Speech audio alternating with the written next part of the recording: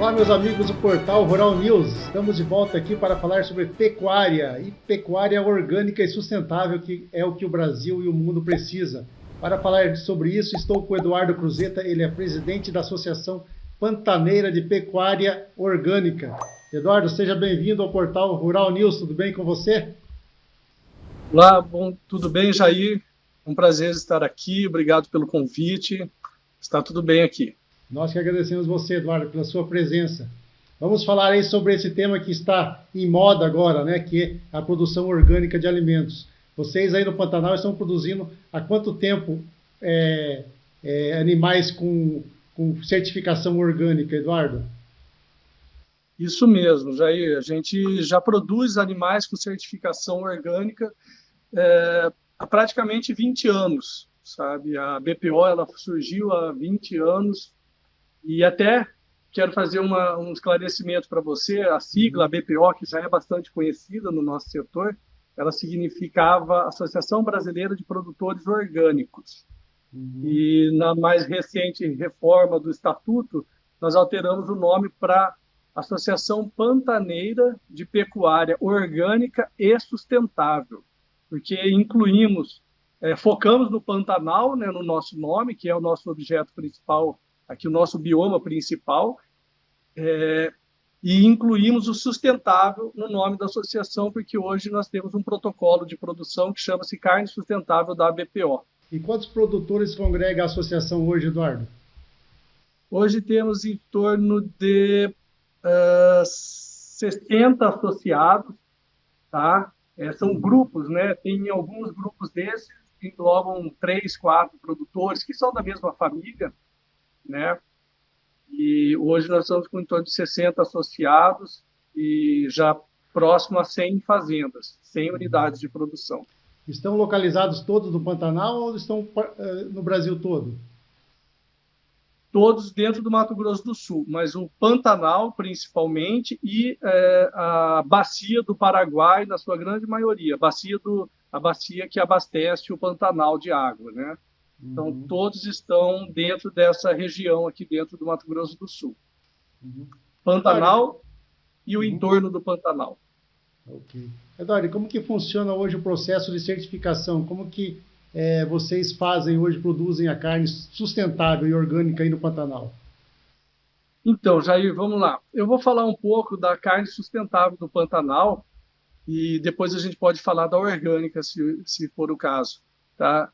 A carne sustentável, ela é um protocolo que a BPO desenvolveu recentemente porque sentimos a necessidade de transmitir ao consumidor o nosso sistema produtivo, transmitir a ele a nossa cultura, o nosso sistema e catalogar, colocar isso em forma de certificação, né, em forma de protocolo de produção.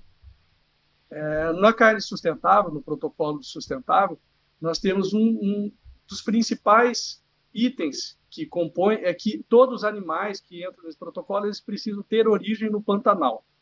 E aí também rastreabilidade utilizando a numeração SysBOV e o protocolo de produção basicamente a compilação do sistema tradicional de produção pantaneira já imbuído, agregado aí com modernas tecnologias de produção que são preconizadas pela Embrapa, por outros órgãos de pesquisa, que vão de encontro aí à sustentabilidade, a gente fazer uma produção de carne com menores emissões de carbono, buscando até a neutralidade, por exemplo, do carbono nesse sistema produtivo, além de boas práticas de produção, que é o que abrange todo o nosso protocolo, né? Eduardo, e a produção de carne orgânica hoje, qualquer produtor no Brasil pode se adequar ao processo? Então, o protocolo da carne orgânica, que também nós temos da BPO, que foi inclusive o início de toda a história da BPO, ele é uma legislação federal e ele é possível a todos os produtores do Brasil. Ele é facultado a todos os produtores do Brasil, de qualquer região brasileira, ele pode aderir a esse protocolo de produção, que a detentora dele é o Ministério da Agricultura, né? Através das câmaras temáticas que tratam do tema. E o Ministério da Agricultura é quem define esses padrões aí que o produtor rural tem que seguir para conseguir a certificação, é isso? Exato. Dentro do Ministério tem uma Câmara temática que é composta por membros de várias associações, entidades, empresas que são ligadas à produção orgânica, e dentro dessa Câmara são feitas as normas, as discussões, os debates, e inclusive dentro dessa Câmara trata-se não só da produção pecuária, mas de todas as produções de produtos agrícolas orgânicos do Brasil. Uhum. E a produção orgânica hoje, ela está... Para onde vai hoje a produção de vocês? Ela fica internamente no Brasil, Eduardo?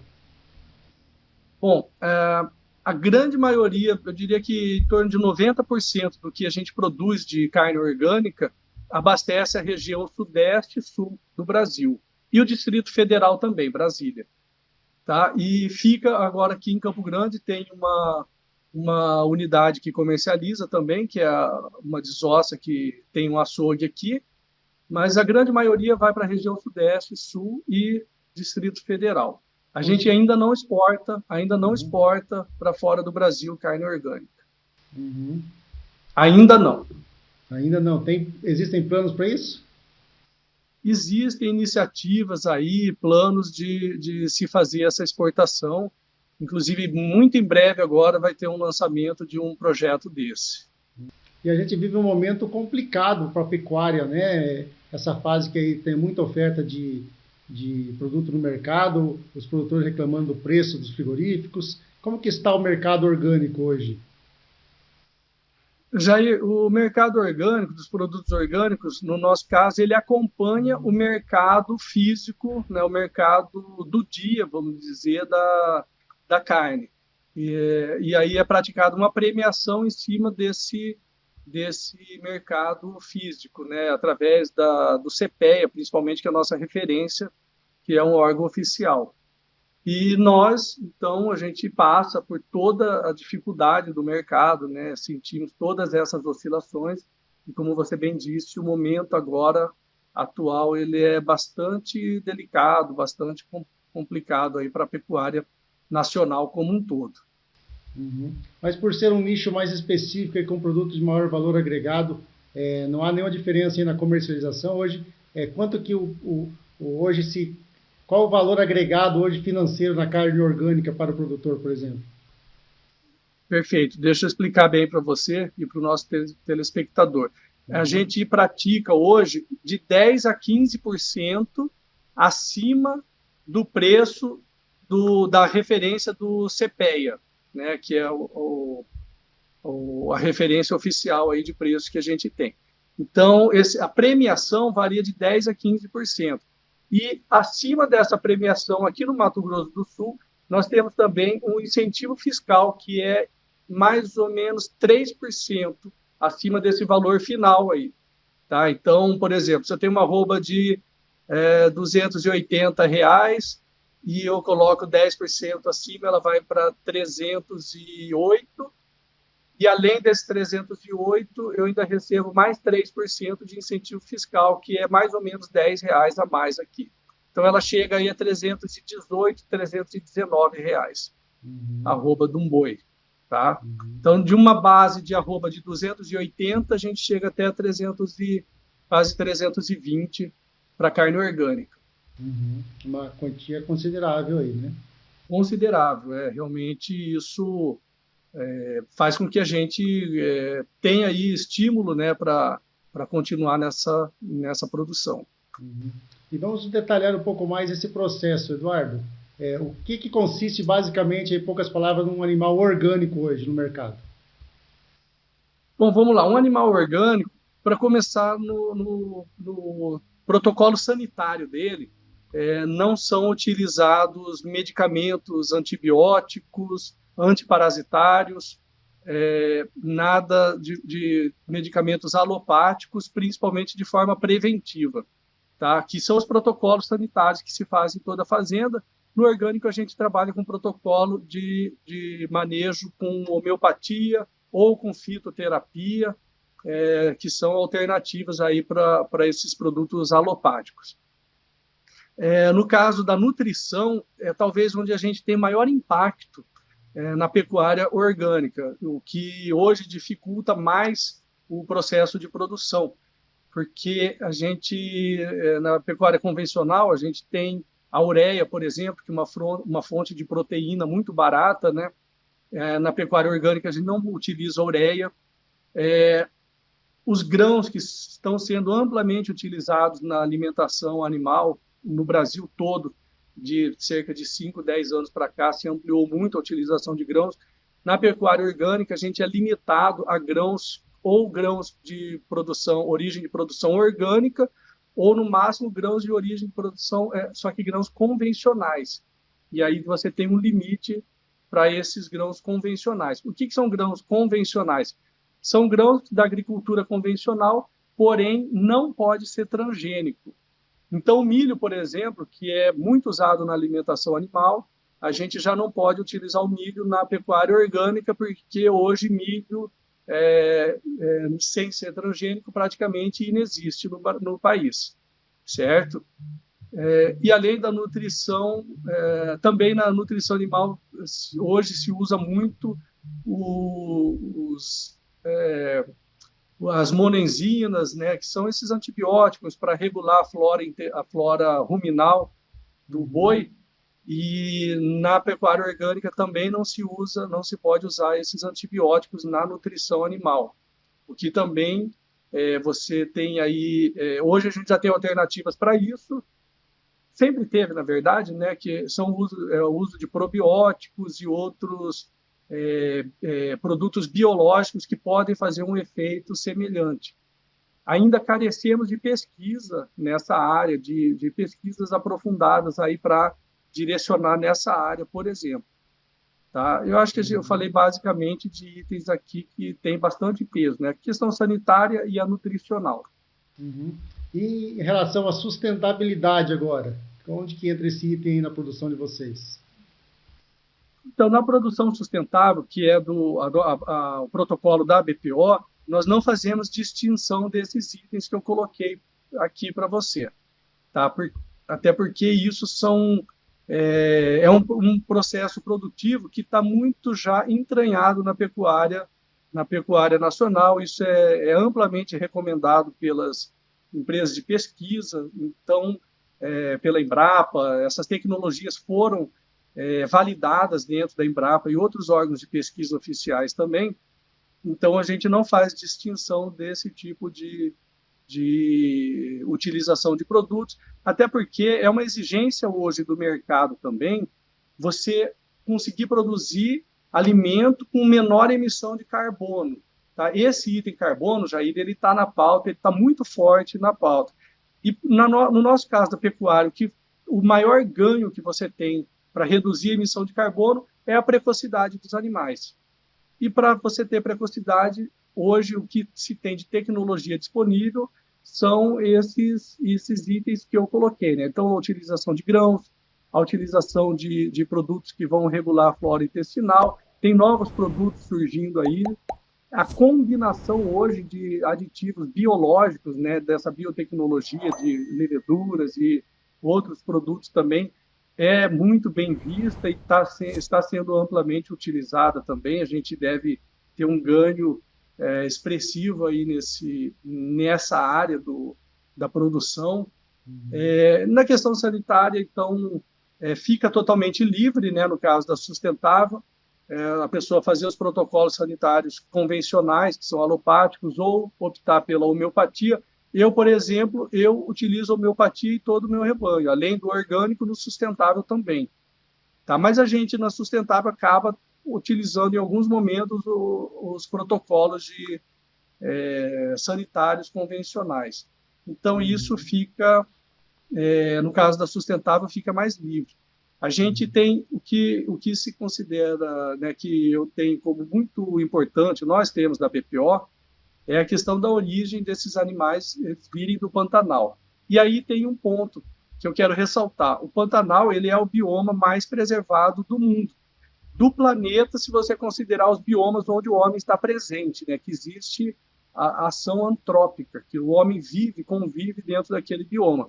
Porque fora do Pantanal você tem algumas florestas aí congeladas lá no gelo, que aí não tem presença humana no lugar, então ela está totalmente conservada ou preservada, né? Mas no Uhum. caso onde tem ação humana, o Pantanal é o mais conservado do planeta. E no Pantanal hoje você tem uma integração aí, lavoura, floresta natural, né, Eduardo?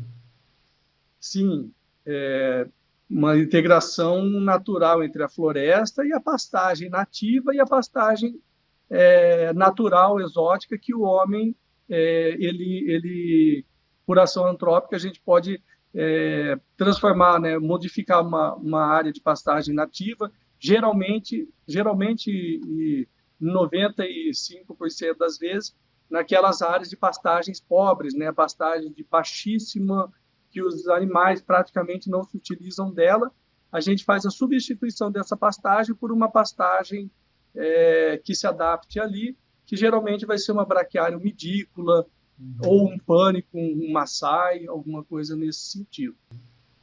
Eduardo, você tem ideia aí, números ou projeções da participação do mercado orgânico hoje na produção nacional? Pô, Jair, a gente vem num número meio constante ao longo já de praticamente 10 anos aí, sabe? A gente teve um crescimento nos anos de 2018, 19, 20, aí com a pandemia esse número caiu de novo, mas ele se manteve numa média. Se pegar uma média histórica, a gente está em torno de 500, 400 a 500 animais por mês de abates, tá?